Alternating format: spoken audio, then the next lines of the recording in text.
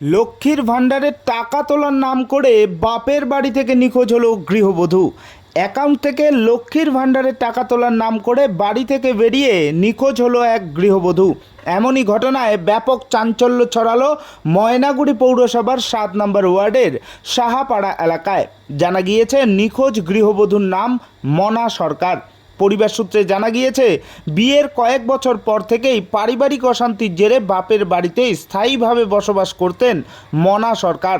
তার 3 ছেলে এবং 1 মেয়ে রয়েছেন।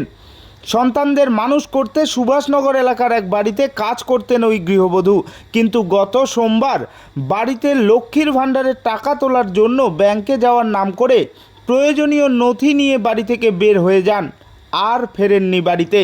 ফলে বিকেল নাগাদ বাড়ি না ফেরায় তার বাবা জয়গোপাল সাহা খুঁজতে শুরু করেন। বিভিন্ন জায়গায় খোঁজ খবর করলেও তার কোনো সন্ধান মেলেনি ওই গৃহবধূর। এদিকে বাড়িতে 3 ছেলে এবং 1 মেয়েকে বাড়িতে রেখে নিখোঁজ হওয়ার ঘটনায় মায়ের জন্য ব্যাকুল হয়ে রয়েছেন সন্তানেরা।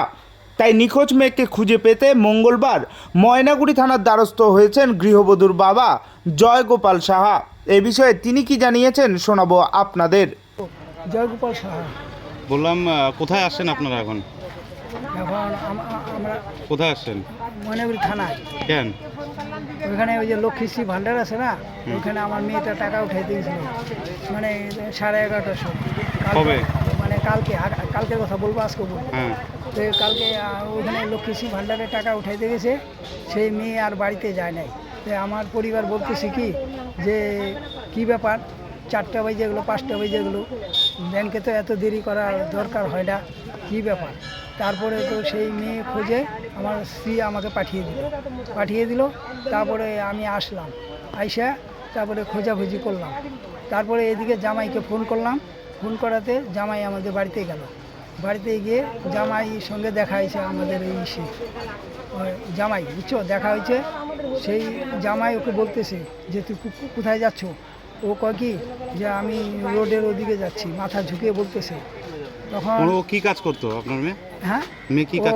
বাড়িতে কাজ করতো সুভাষনগরে, মালতী রাভার বাড়িতে। এখন কালকে রাতে তারপরে কোথাও পান নাই? না, আমরা খোঁজ করছি, অনেক চেষ্টা করছি, পাইনি। আজকে এখন কি মিসিং কমপ্লেন করতে আসলেন? হ্যাঁ, এখন আমরা থানায় ডায়েরি করব। কয়টা ছেলে মেয়ে আছে আপনার মেয়ের? আমার একটাই মেয়ে। না, আপনার মেয়ের যে হারিয়েছে, হ্যাঁ, তার কয় ছেলে মেয়ে? তার ঘরে 3 মেয়ে 1 ছেলে। ওরা কি এখন মায়ের জন্য কাঁদছে?